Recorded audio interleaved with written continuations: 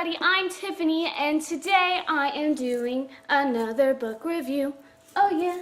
Oh yeah, it's been so long since the last one. Probably not at all. It's probably been like maybe a week, I don't know. Okay, now this book, you're probably going to be a little bit surprised that I'm actually doing it on this book, because it'll be like, Tiffany, where the heck did you decide to read this book completely out of the blue when you have all these awesome and amazing books that you just got? This book has been on my shelf for a very long time. It's been there, so that's part of the reason, but there's definitely more of a reason for it.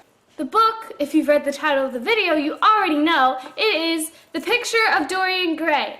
There's actually no picture on this book. There's a pretty spine that has the name on it, but there's no actual cover. It's a classic, and the book is classicified. That's gonna be a new word I just made up. So this is probably seeming like a really random book right now, but I will tell you why in story time. That's right, it is story time once again.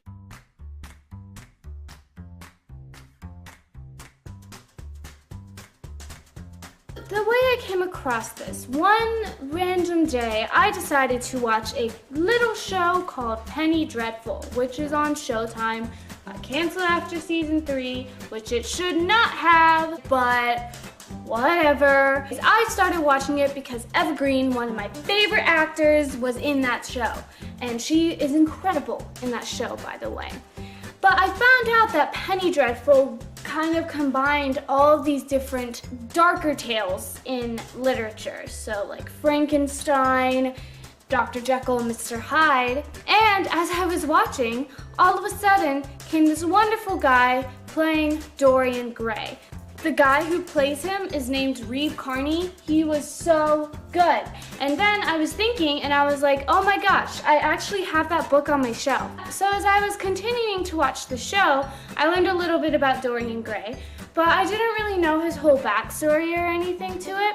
And then my dad actually told me what this story was about, and I was like, oh my gosh, I need to read this because this seems exactly actually right up my alley. So I picked this off my shelf, made it my goal to read it, and I have read it, and now I'm here to review.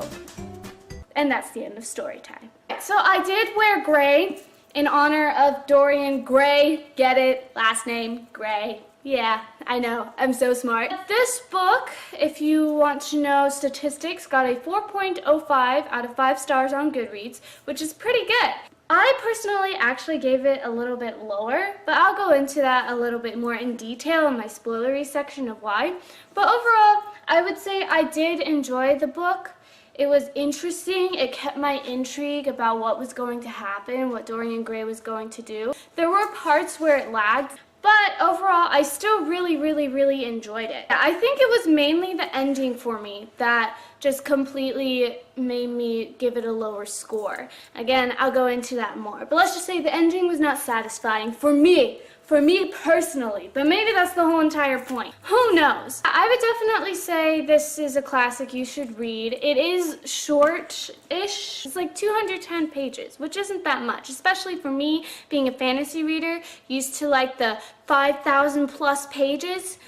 This was pretty easy for me to get through. You might personally enjoy it a little bit more than I did. Again, like I said, it was enjoyable. It had its good elements. Certain things turned me away from it a little bit. But overall, it was still enjoyable, and it wasn't like I was turning every page like, I don't want to keep reading. So a synopsis for you. So the main character, of course, is Dorian Gray. He basically becomes obsessed with youth. He is a very good-looking guy. He's hot, you know, British. So one day, one of his friends makes a painting of him, a portrait of him. And while he is looking at his portrait, he says, what I would give to stay young forever and let this picture grow old in my place, basically. That's not like verbatim, but close enough. So basically that wish comes true and stuff ensues. So that's why it's called The Picture of Dorian Gray. It's very interesting. Very interesting. That's really all I can tell you. Your main characters, of course, Dorian Gray. There's Basil Hallward, who's important. Henry Wotton Is it Watton? And those are your three main really important characters in this book. Non-spoilery people, that's basically all I can tell you without spoiling you willy-nilly. I suggest you leave now. You can stay if you want, but I'm just warning you, spoilery stuff is ahead. Okay? So don't get mad at me if you get spoiled for something in the spoilery section. Thank you so much for joining me. Have a wonderful day, whatever time of the day it is for you guys, and read this book and then come back and join me and we shall discuss everything together. Alright, goodbye non-spoilery people. Don't make wishes to keep your youth forever and let a picture grow old, because that doesn't necessarily work out. Goodbye non-spoilery people. Bye. Okay, I was super excited to read this. Didn't completely live up to what I wanted, but overall, I still really enjoyed it. This book starts out again with you meeting Henry and Basil doing this picture of Dorian Gray. And I wasn't really sure how the whole thing was going to come into play. I mean, I knew the storyline enough to know that the picture grows old instead of Dorian Gray. I didn't know if it was going to be based off of that wish really quickly. I was like literally thinking Satan or something was going to have this conversation with Dorian and they make a deal. That's literally what I thought. But no, it was just a wish. I liked that it didn't drag out completely. They could have completely dragged it out and waited such a long time for the picture to start actually withering and all that. It takes a while for it to reveal that the picture is. It starts as soon as he makes that wish. You don't see any changes yet, but you know that it started, which is really good. I really liked that. Basil, I liked Basil. He wasn't in it a whole ton, not as much as I thought he was going to be. I think he was a nice character and he meant really well. It did not work out for him, as we will discuss later. I did like Basil. Probably out of all the characters, he was my favorite. Henry I did like because of his humor and everything and him being very cynical, but he sometimes was really annoying with all his philosophy sentences and I'm like, dude, you were speaking in philosophy all the time. And I get that's the point, but it got a little bit annoying every once in a while. Like, I felt with the characters of like, dude, you need to stop with your little epiphanies. You need to stop with your epiphanies and just talk normal for 5 seconds. Then I will be happy. Dorian Gray himself, I did not like Dorian Gray himself. I like him in the show for Penny Dreadful. He's a lot more charming. But in this, I was just annoyed with him so much. I'm like, dude, you're not doing anything right for yourself. You are being an awful human being, and I don't like you. You are not being grateful for everything that has happened to you. You have made everybody's life miserable. You need to go away. I did not feel bad for him in the slightest, and I was really mad when he didn't get, like, justice, basically. Like, justice wasn't put on him. The other very annoying character, though, was not Dorian, but the first girl he loved, Sybil. I hate girl characters sometimes in old books. She was whiny to me. I get that she was innocent, and that worked well, but I just didn't like her. She was like so clingy, and like the Prince Charming thing was annoying, and I was like, Sybil, stop. Though I did not think that she would die. Once Dorian insulted her and she was like crying, I was like, okay, something's gonna go wrong.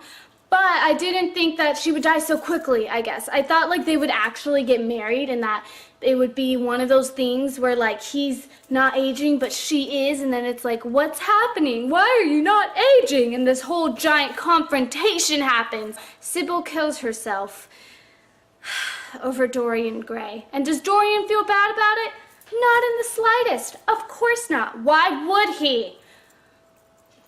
Like, Sybil, you shouldn't kill yourself over Dorian Gray, because Dorian Gray isn't worth your time. I should have transported back to whenever this is and tell her that she needs to get over her Prince Charming, because he's just a jerk who never ages, so you won't get to grow old with him. He'll just watch you grow old. I could have saved her a whole lot of trouble. I'm just saying. I did like how they revealed how the painting was changing slowly. Like the first time you see something change within it was when Sybil died. He said though that he was gonna try and be good and make sure the picture wasn't tarnished anymore. You know, he's just gonna go into a whole downward spiral, which he basically did. The most shocking moment for me though was definitely Basil's death.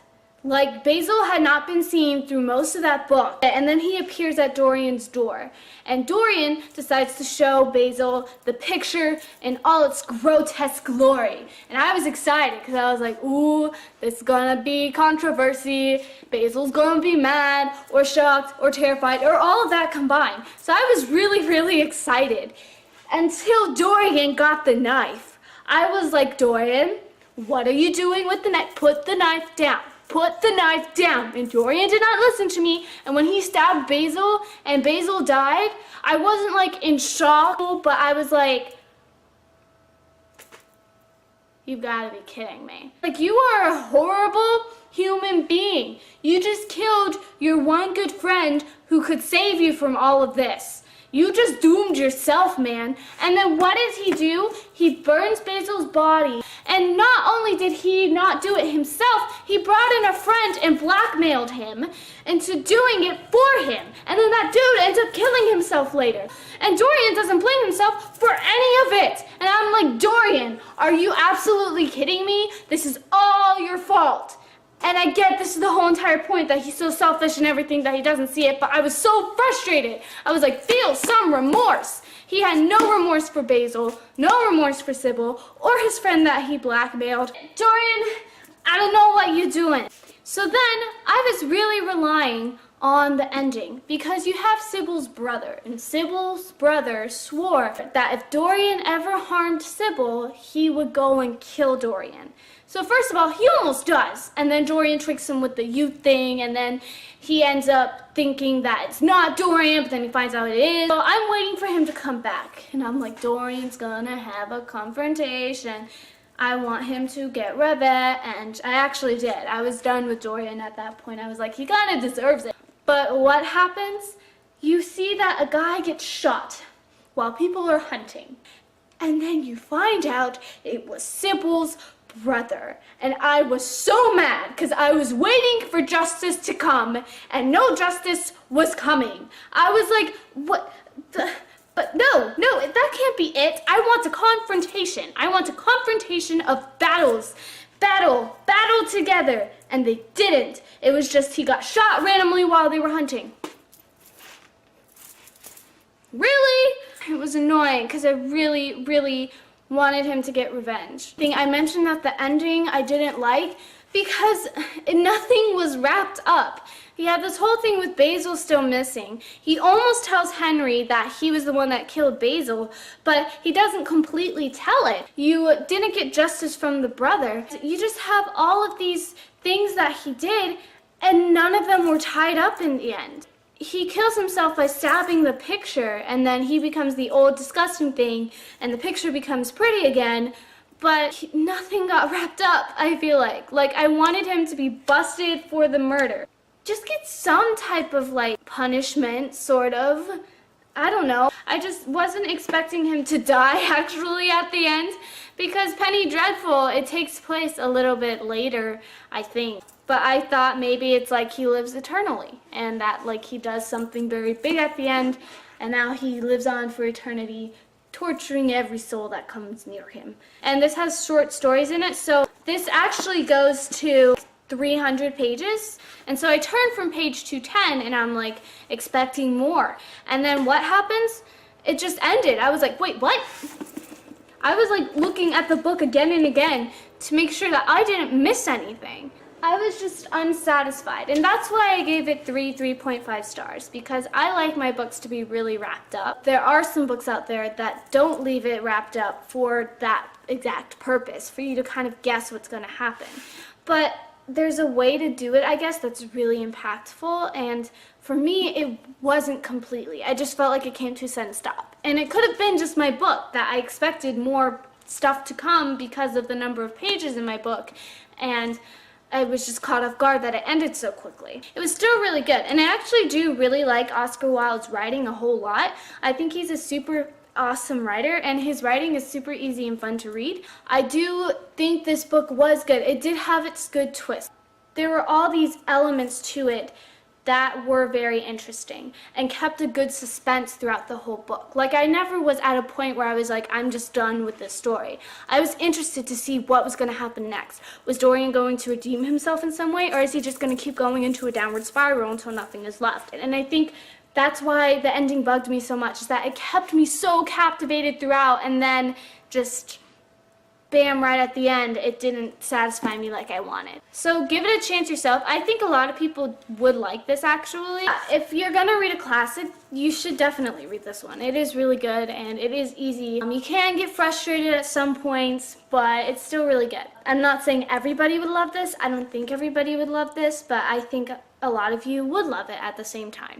That's basically really all I have to say about this one. I am going to have a couple of other classics coming up. I think I have Anne of Green Gables and The Secret Garden, and then I'm back to my regular books. But those two have been on my shelf for a while, and I definitely want to read them so that I don't stare at them and be like, why haven't I read you yet? Thank you for joining me today. Go get this book for yourself, read it, see if you like it. If you agree with me or if you disagree, you can leave in the comments. I'm fine with whatever. If you have any more book or movie recommendations or any other fun type videos you want to see, like a Q&A, a certain tag, anything like that, let me know in the comments below and I'll definitely do them. Check them out, do a review on them for you, or do that fun video that you want to see. Have a wonderful evening, day, afternoon, whatever time you're watching this, and don't forget to be awesome. All right, have a good day. Goodbye.